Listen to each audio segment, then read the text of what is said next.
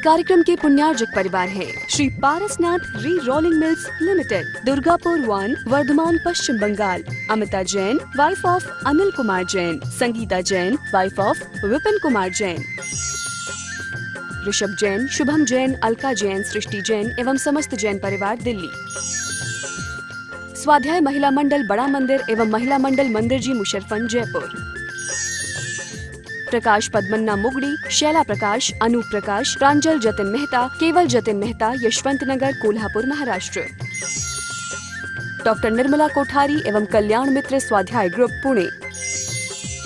श्री सुभाष जैन, श्रीमती सरोज जैन, श्रीमती रेणु जैन, श्रीमती अंजलि जैन, श्रीमती आरती जैन, सानवी, वर्धन, आरव, कुवम, सोनीपत, हरियाणा। श्रीमती श्रीमान एवं पुत्री की ओर से गुप्तदान। मानक चंद, कमला देवी, राकेश, नीतू, ऋषभ एवं आयुषी मुशरफ, B123, सेठी कॉलोनी, जयपुर, राजस्थान। जय जिनेन्द्र। 8 काम मुके 8 गुण अणुव में सिद्धे 8 पुण विणि विठे निठिय कजेय वंदिमो नित्यम। पंच परमेष्ठी भगवानी की जय। श्रामण्य अधिकार के अंतर्गत हम और आप आचार्य भगवान कुंद स्वामी महाराज द्वारा जो रचित साहित्य है, जो शास्त्र है, उसमें मुनि का क्या कर्तव्य है, मुनि को किस प्रकार अपनी चर्या का पालन करना चाहिए, आरंभ परिग्रह से रहित रहना चाहिए, इन सब की चर्चा कर रहे हैं और समझ रहे हैं। पिछली ज्ञानशाला में हमने देखा कि जो मुनि होते हैं वे लौकिक संसर्ग से दूर रहते हैं। जो लौकिक संसार में रहने वाले जो गृहस्थी लोग हैं उनसे दूर रहते हैं, उनके क्रियाकलापों से दूर रहते हैं, जिससे वे अपनी चर्या का बहुत अच्छी तरह से पालन कर पाते हैं।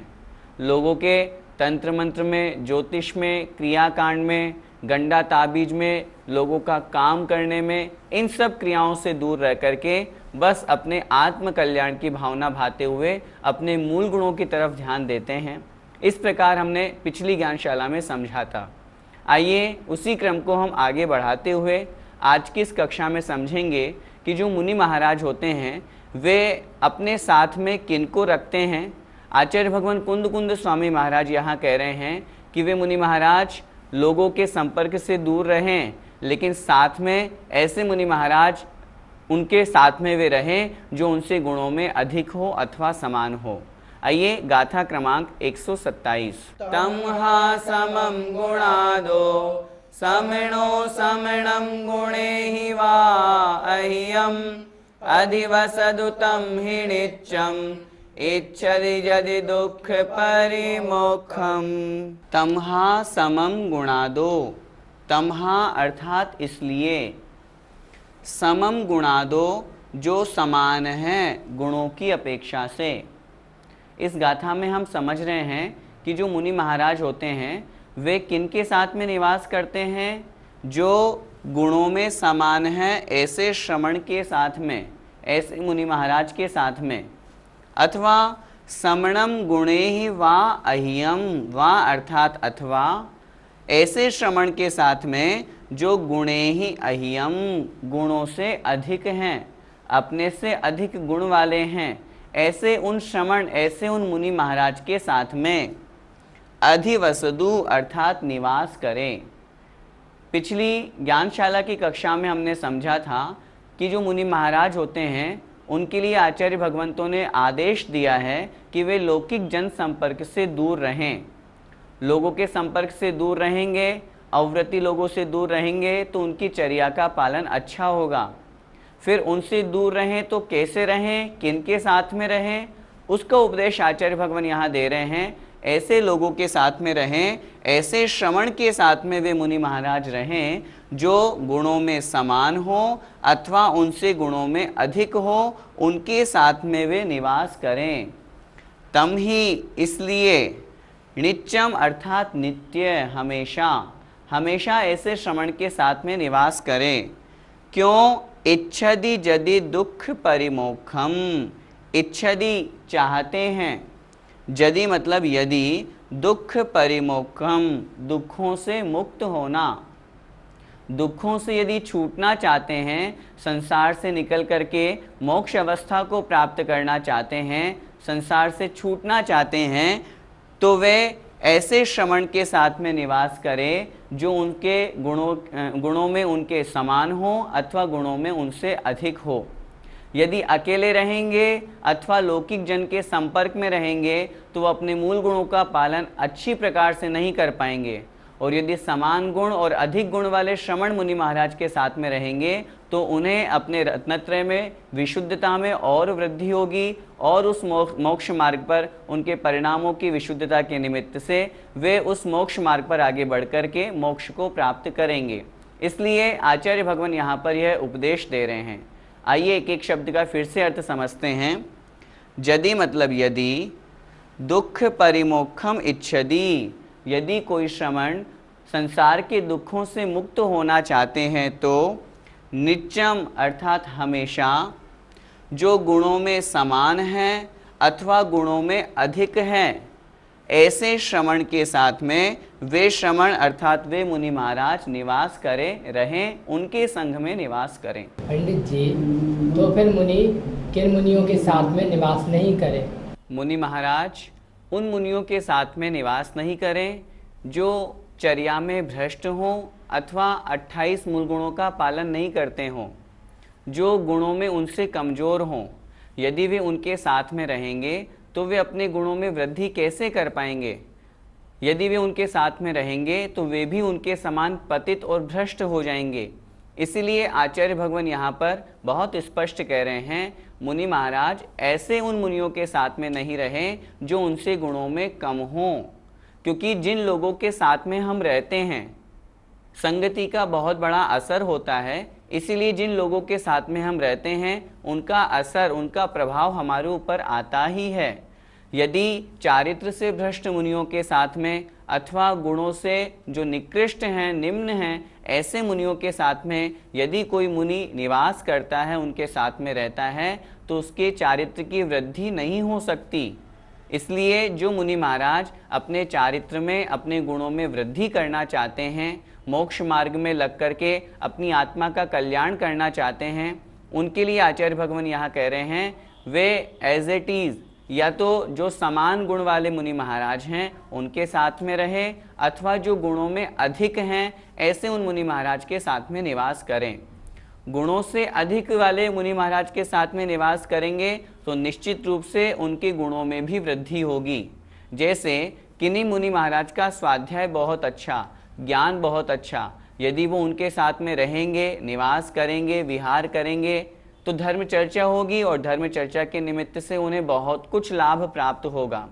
यदि कोई मुनि महाराज दीर्घकालीन तपस्वी हैं, दीर्घकाल से दीक्षा को प्राप्त हैं, अनुभव है उनके पास उस मुनिचर्या को बहुत अच्छी तरह से पालन करने का, यदि वे उनके साथ में निवास करेंगे तो उस रूप गुण उनके अंदर भी प्राप्त हो जाएंगे। इस भावना के साथ में मुनि को चाहिए कि वे समान गुण वाले अथवा अपने से अधिक गुण वाले मुनि महाराज के साथ में ही निवास करें। भैया जी, तो फिर मुनिराज को अकेले भी नहीं रहना चाहिए क्या?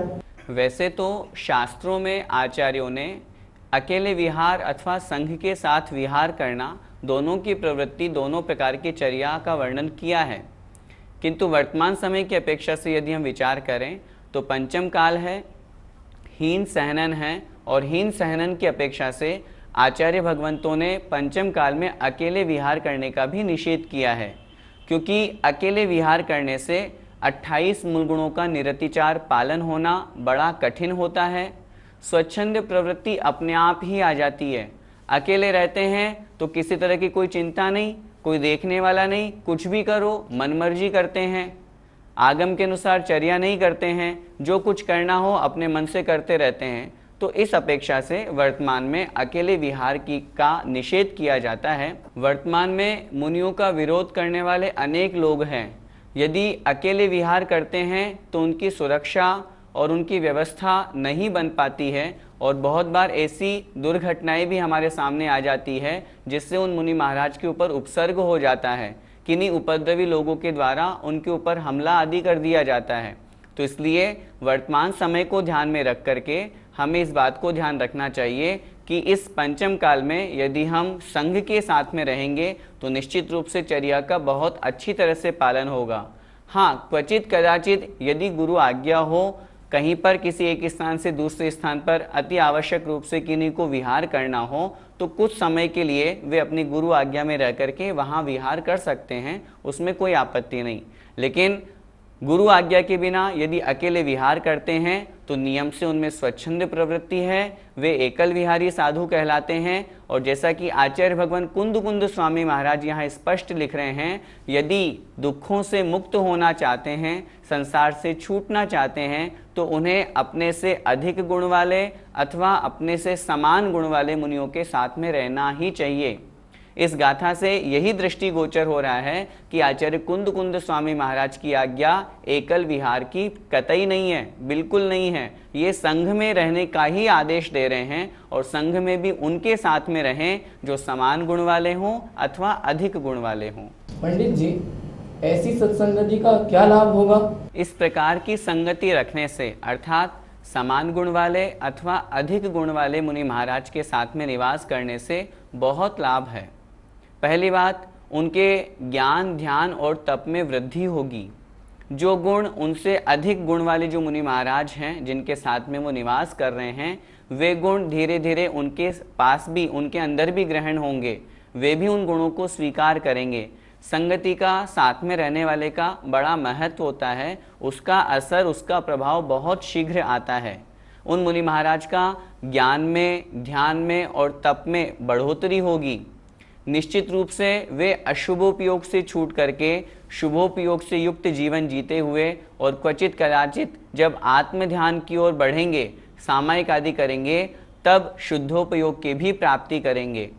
तो इस प्रकार लौकिक जनसंपर्क से दूर रह करके और ऐसे अपने से कम गुण वाले अथवा पतित मुनियों के साथ में नहीं रह करके जो मुनि महाराज अधिक गुण वाले और समान गुण वाले मुनियों के साथ में निवास करते हैं, वे अपने मोक्ष मार्ग को और आगे बढ़ाएंगे, उनके परिणामों की विशुद्धता बढ़ेगी।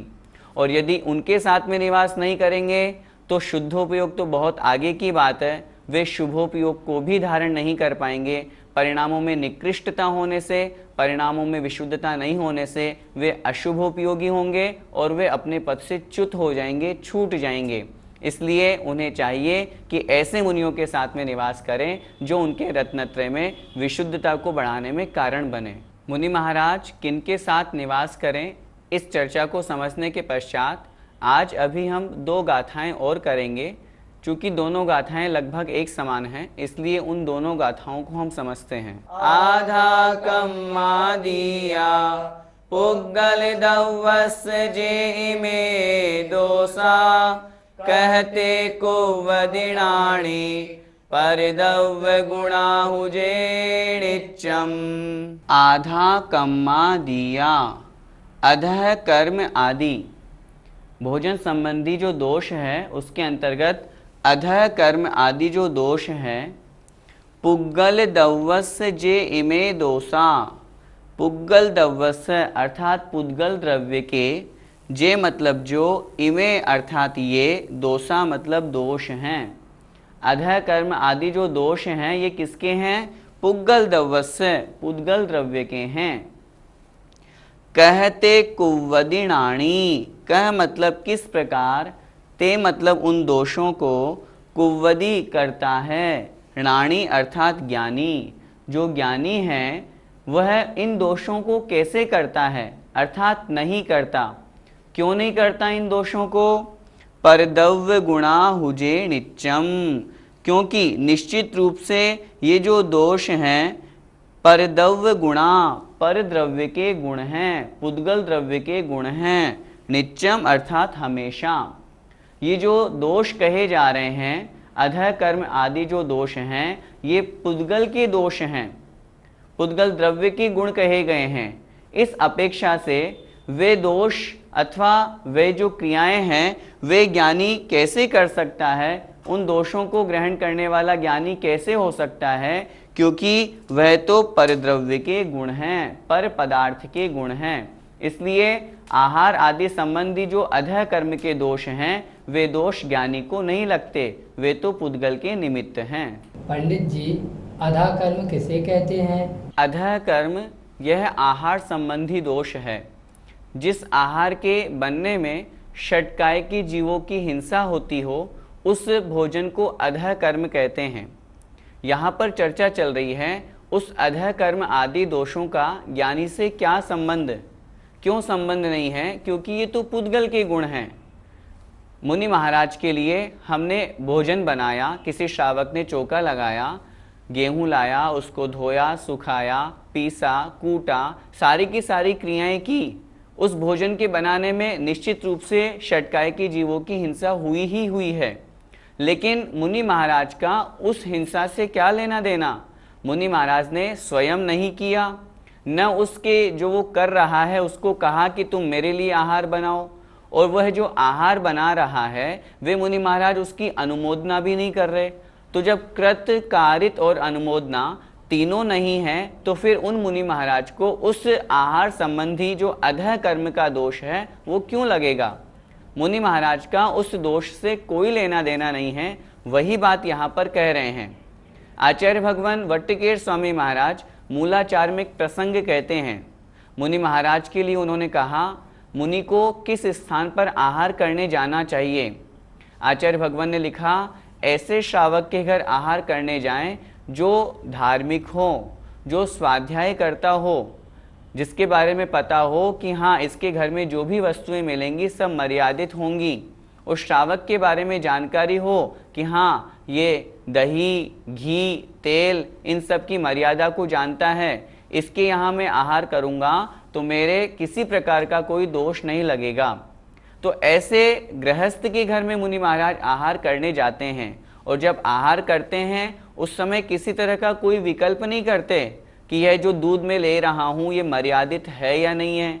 वह तो बस श्रावक के द्वारा जो मन शुद्धि, वचन शुद्धि, काय शुद्धि, आहार जल शुद्ध है, इस प्रकार नवधा भक्ति पूर्वक भक्ति भावना भा करके जो मुनि महाराज को निवेदन कर दिया उसे वो स्वीकार कर लेते हैं और आहार ग्रहण करते हैं। यदि उसमें वो वहाँ पर यह सोचने लगे कि इसकी मर्यादा है या नहीं है, वो उससे पूछने लगे तो सारा का सारा समय जो आहार का काल कहा गया है वो उसी में निकल जाएगा। पूछेंगे घी कहाँ से लाए, घी मर्यादित है या नहीं है, उसके ऊपर डाउट करेंगे या किसी भी तरह का विकल्प मन में आएगा तो वे आहार ही ग्रहण नहीं कर पाएंगे। इसलिए आचार्यों ने शास्त्रों में कहा मुनि महाराज जब आहार चर्या को जाए उदर पूर्ति के लिए जाएं, मन में किसी तरह का विकल्प नहीं रखें, श्रावक के घर जाएं और यथोचित आहार लें, मर्यादित आहार लें। इस प्रकार अधः कर्म का जो दोष है वो उस ज्ञानी को, उन मुनि महाराज को किस प्रकार लग सकता है, अर्थात नहीं लगेगा। यही बात इस गाथा में बतलाई है। उसी के अनुरूप एक और गाथा समझते हैं। आधा कम्मा दिया पुग्गल दवस जे में दोसा कह मणुमण दियण्णेण कीरमाणात परस गुणा। आधा कम्मा दिया, अधः कर्म आदि, जिसकी अभी हमने चर्चा की, भोजन संबंधी जो अधः कर्म आदि दोष हैं वे दोष पुग्गल दवस जे इमे दोषा, ये जो पुद्गल द्रव्य के दोष हैं, पुद्गल द्रव्य के निमित्त से होने वाले दोष हैं, इन दोषों के प्रति कह मणु मण्णदि अण्णेण, कह अर्थात किस प्रकार, अणुमण्णदि अनुमोदना कर सकता है। कौन? ज्ञानी जीव। ज्ञानी जीव की बात चल रही है, उन मुनि महाराज की बात चल रही है जो उस अधः कर्म के दोष से दूर हैं, रहित हैं। क्यों हैं? अण्णेण कीरमाणा, क्योंकि वो जो अधः कर्म आदि दोष हैं वो अन्य के द्वारा किए हुए हैं, उन्होंने स्वयं नहीं किए, और स्वयं नहीं करने के साथ साथ उन्होंने किसी से कराए भी नहीं और उनकी अनुमोदना भी नहीं की। तो अन्य के द्वारा किए हुए परस्य गुणा, जो पर द्रव्य के गुण हैं, पुद्गल के जो गुण हैं, ऐसे उस पुद्गल द्रव्य के दोषों के प्रति कह अणुमण्णदि, वह ज्ञानी जीव अनुमोदना कैसे कर सकता है, अर्थात नहीं कर सकता। जो आहार संबंधी अधः कर्म का दोष हम समझ रहे हैं वह ज्ञानी जीव न स्वयं करता है, न दूसरों से कराता है और न उसकी अनुमोदना करता है। श्रावक के द्वारा जो आहार आदि बनाया जाता है निश्चित रूप से उसमें उन जीवों की हिंसा होती है। बिना जीव हिंसा के आहार बन ही नहीं सकता। लेकिन जो मुनि महाराज होते हैं उसमें उनकी कोई अनुमोदना नहीं होती है, और जब उनकी कोई अनुमोदना नहीं है तो फिर वह दोष उन्हें क्यों लगेगा, अर्थात नहीं लगता। भैया जी, क्या अधा कर्म के बिना ही आहार तैयार हो सकता है? अधः कर्म की अभी हमने परिभाषा समझी। आहार निर्माण के समय, आहार आदि बनाते समय जो षटकाय की जीवों की हिंसा होती है, वह आहार संबंधी जो दोष है वह कहलाता है अधः कर्म। आपने प्रश्न किया क्या अधः कर्म के बिना आहार संभव हो सकता है? सीधी सी बात है, यदि पंचेंद्रिय अथवा षटकाय की जीवों की हिंसा नहीं होगी तो आहार कैसे बन सकता है? षटकाय की जीवों में यदि हम आहार की बात कर रहे हैं तो विचार करें, बिना अग्नि के आहार कैसे पकाया जाएगा, आहार कैसे बन सकता है? इसलिए आहार का निर्माण, आहार बन रहा है, भोजन बन रहा है, तो निश्चित रूप से जीव हिंसा तो होगी ही होगी। मुनि महाराज के लिए जो सचित्त वनस्पति को अचित्त किया जाता है उस निमित्त भी जीव हिंसा हो रही है। जल लाए, जल को छाने, उसको गर्म किया, उसको अचित्त किया, उस निमित्त भी जीव हिंसा हो रही है। गेहूं लिया, उसको धोया, कितना भी प्रयास कर लें फिर भी जब वो पिसेगा तो जीव हिंसा तो होगी ही होगी। तो आहार आदि बनाने में जीव हिंसा तो है ही, बिना जीव हिंसा के आहार का निर्माण नहीं हो सकता, आहार नहीं बन सकता। लेकिन उन मुनि महाराज का वहाँ पर न कृत है, न कारित है, न अनुमोदना है। तीनों प्रकार से उनका वहाँ पर कोई सहभागिता नहीं है, इसलिए उनको वहाँ पर किसी प्रकार का कोई दोष नहीं लगेगा। हमारे मन में यदि ये विकल्प हो, गृहस्थ को तो कितनी हिंसा हो रही है, वो तो इतना सारा सब कुछ बना रहा है, कितनी जीव हिंसा कर रहा है, तो फिर उसे तो खूब हिंसा का पाप लगेगा। लेकिन नहीं, वहाँ पर वह जो गृहस्थ हिंसा कर रहा है उस हिंसा से बहुत अधिक पुण्य उसे उन मुनि महाराज को आहार देने में लग रहा है। जो उसने आहार दिया, आहार दान के प्रभाव से वे मुनि महाराज, एक बार आचार्य श्री ने कितनी अच्छी बात कही थी, यदि कोई मुनि महाराज को दुग्ध अर्थात दूध का आहार देता है, क्षीर का आहार देता है, वह दूध अथवा कोई भी जो आहार मुनि महाराज को दिया, वह आहार उन मुनि महाराज के शुक्ल ध्यान में कारण बनता है, शुद्धोपयोग में कारण बनता है, जिसका पुण्य उस गृहस्थ को भी लगता है। तो गृहस्थ ने जो आहार बनाने में हिंसा की, उससे कई गुना पुण्य वो उन मुनि महाराज को आहार दे करके करता है। इसलिए वहाँ उस गृहस्थ के द्वारा की जाने वाली हिंसा नगण्य है। और रही बात मुनि महाराज की, तो मुनि महाराज का तो वहाँ पर कृत न स्वयं वो कर रहे हैं, न वो स्वयं कह करके किसी से करवा रहे हैं, और न वहाँ पर उनकी अनुमोदना है, तो फिर उन्हें तो इस तरह का दोष लगने का सवाल ही नहीं है। पंडित जी, क्या मुनि महाराज आहार लेते समय अवधि ज्ञान का प्रयोग करते हैं? आहार ग्रहण करते समय मुनि महाराज अवधि ज्ञान का प्रयोग नहीं करते। यदि अवधि ज्ञान का प्रयोग करेंगे तो विचार करें, वे मुनि महाराज आहार ही नहीं कर पाएंगे।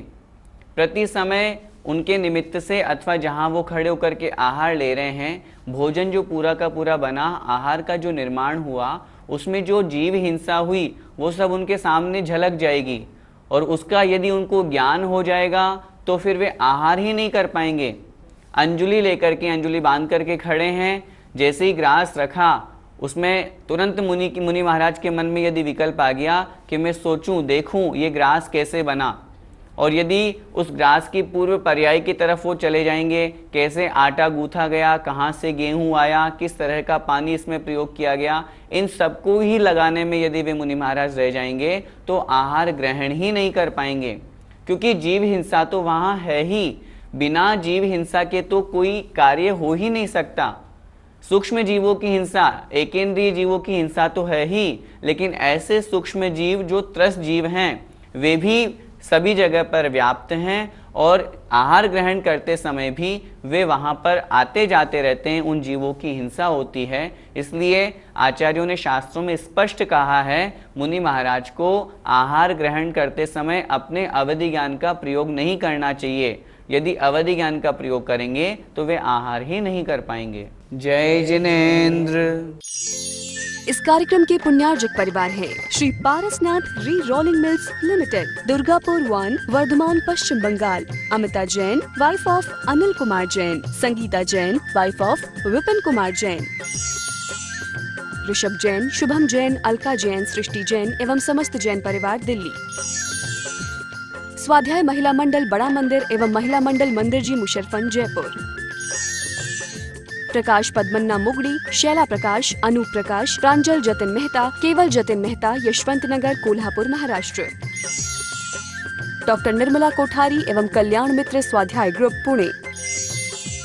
श्री सुभाष जैन, श्रीमती सरोज जैन, श्रीमती रेणु जैन, श्रीमती अंजलि जैन, श्रीमती आरती जैन, सानवी, वर्धन, आरव, कुवम, सोनीपत, हरियाणा। श्रीमती श्रीमान एवं पुत्री की ओर से गुप्तदान। मानक चंद, कमला देवी, राकेश, नीतू, ऋषभ एवं आयुषी मुशरफ, B123, सेठी कॉलोनी, जयपुर, राजस्थान।